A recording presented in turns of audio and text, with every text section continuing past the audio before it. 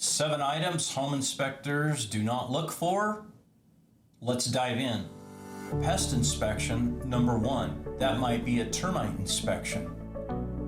If you're curious about home inspectors and do they do pest inspections, have that conversation when you're ordering the inspection.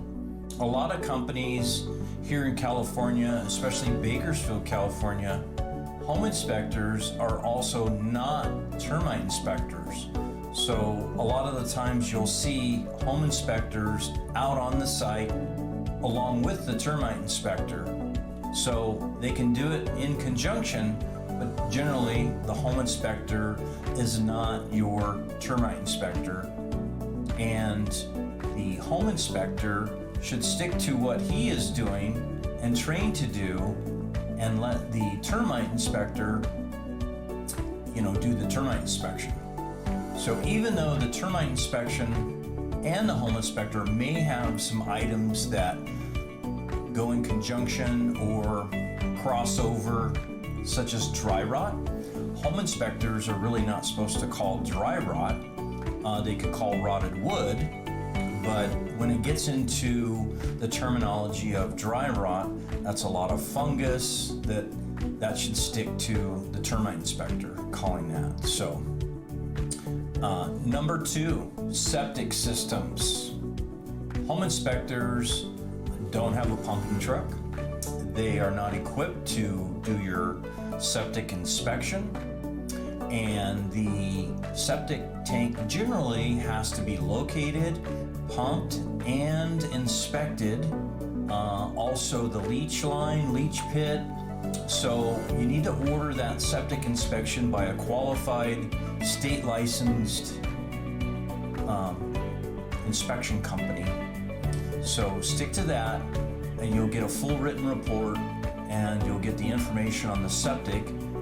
Because here in California, we have disclosures specifically for septic systems. So make sure that you order that in your due diligence period. Next, landscaping. Home inspectors are not required to do much about landscaping at all, especially irrigation, but any items within 6 feet of the actual foundation of the home, they're required to. But you may have a large tree in the front yard causing some root issues with driveways, sidewalks, things like that at least should be pointed out. And a lot of the times the sprinkler systems are excluded from the home inspection. So review your home inspection scope and ask the inspector before he gets on site if he's going to operate the sprinkler system, because that's very important. Next are appliances. That's number 4. So number 4 is appliances. And generally, a home inspector actually doesn't have to operate the appliances, but it's like, what are you paying him for? I'm paying him to inspect the house. So the appliances should, be with the home inspection.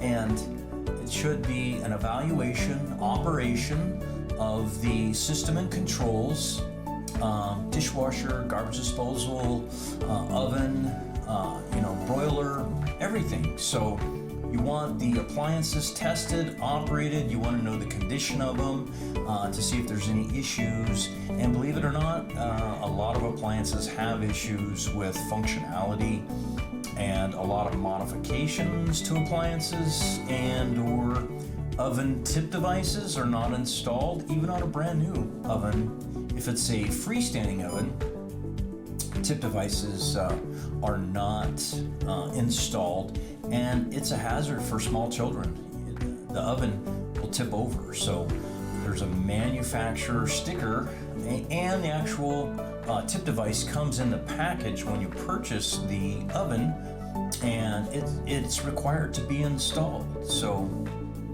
check that report, check the scope of the service for the home inspector, and make sure that is he going to inspect the appliances or not. So check that out. HVAC system. Basically, all the home inspector has to do during his scope of inspection is turn it on from the thermostat and to see if the thing even works, right? So heating and air conditioning, there may be a disclosure or a note that says, hey, the home inspector does not have to operate the air conditioner if it's below a certain degree. So if it's 30 degrees outside, he's not going to operate that air conditioning unit. But it's stated in the scope that he's to operate the HVAC system, heating and air conditioning by the normal user controls, right? The thermostat. So make sure that the home inspector does a good, thorough inspection. If he's not going to do a good, thorough inspection, hire an HVAC company to go out and do that simultaneously with the home inspector. Pull the panels off, inspect the internal components, and you really want to know, because even though they may have a life expectancy of 25 years, hey, it may be 10 years that this thing has been neglected, and the minute that you move in, the next month it's 100 degrees outside and the air conditioner just goes completely out. So you want to make sure you protect your investment. All right, the next big thing is the roofing. The roofing is one of the most expensive items to fix, repair, replace. The home inspector sometimes may not do a good, thorough roof inspection, so you want to ask what the scope is and how thorough the roof inspection is, and if it's just inspecting the roof from the ladder or the eaves without crawling on it, maybe it's a tile roof, maybe it's brittle, whatever, you want to make sure you hire a licensed roofing company. And that way you're protected, you get a full inspection by a roofing contractor, and maybe you want to ask for a 2-year roof certification. So, hey, if you're liking this video, stay tuned, because I'm going to dive in on my next video, what fixes are mandatory after a home inspection. So next, it's a visual inspection, right? So the home inspection is a visual inspection on the items that he can visually inspect by normal user controls, and he's going to stick to the scope of an inspection. So make sure you get a copy of that scope and you read it thoroughly, and you hire a home inspector who is trained and educated, professional, to come out and do that job for you. Then you'll be much happier. So thank you so much for tuning in today. If you like this channel, subscribe. I have a lot of educational content to provide for you, and maybe you're a buyer, maybe you're a seller. So this is all great content. So thank you so much. Have a great day. Hey, thanks for watching today. Raymond Beasley, United Real Estate Consultants, is here with educational content for buyers and sellers. Please subscribe to my channel and stay tuned for the next episode.